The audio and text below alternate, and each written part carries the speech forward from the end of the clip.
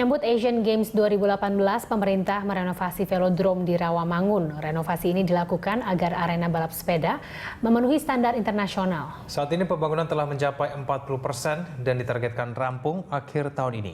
Berikut laporan Kezia Netania dan juru kamera Hafiz Al-Rashid dan pilot drone David Sibarani langsung dari Rawamangun, Jakarta Timur.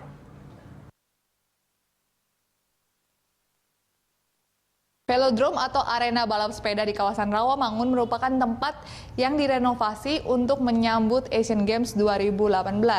Dan untuk mengetahui sejauh apa progresnya dan bagaimana desainnya sudah ada bersama saya Bapak Iwan selaku Project Manager.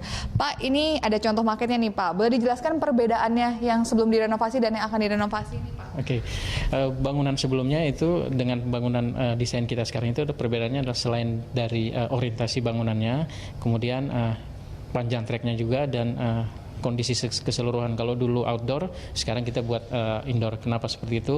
Itu adalah persyaratan untuk sertifikasi internasional UCI itu.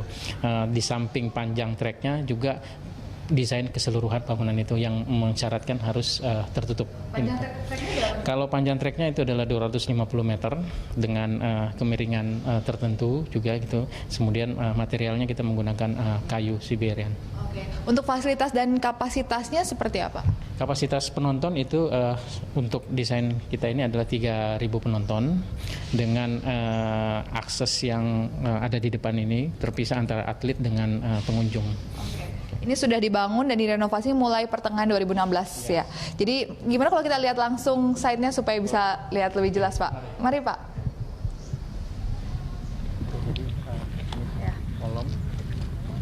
Oke Pak, jadi ini kan udah terlihat banget nih, udah ada kolom, strukturnya. Ini sebenarnya sudah sampai tahap apa sih pembangunannya Pak? Untuk saat ini memang yang di lapangan ini yang berlangsung adalah proses pekerjaan struktur atas. Jadi saat ini kalau lihat ada kolom-kolom yang berdiri, kemudian ada besi-besi. Ini memang ini adalah proses finishing untuk lantai dasar, struktur lantai dasar. Oke, kemudian setelah itu akan lanjut ke lantai 2, 3 dan seterusnya. Sejauh ini kendalanya sejak dimulai pembangunan, kendalanya apa sih Pak? Kalau kendala sendiri sih sebenarnya tidak ada, jadi lebih berupa tantangan bagaimana kita mempercepat, bagaimana mengejar target sesuai dengan yang kita rencanakan. Adapun yang menjadi tantangan adalah cuaca. Kalau sekarang ini kan memang musimnya hujannya tinggi sekali, jadi untuk mengantisipasi genangan-genangan itu tim kontraktor sudah melakukan inovasi engineering untuk supaya genangan-genangan itu tidak terlalu lama dan tidak mengganggu proses konstruksi. Kalau pondasi saat ini sudah 100%, memang proses pengerjaan desain build untuk pondasi itu sendiri itu melibatkan beberapa tahap pekerjaan. Selain pondasi itu sendiri, itu adalah ada proses pengetesan tanah. Jadi struktur tanahnya itu kita analisa sampai melibatkan lab tanah itu sendiri. Jadi dari hasil itu kita bisa menentukan daya dukung tanahnya, kemudian sampai berapa dalam pondasi yang harus kita gunakan untuk menahan beban bangunan ini sendiri.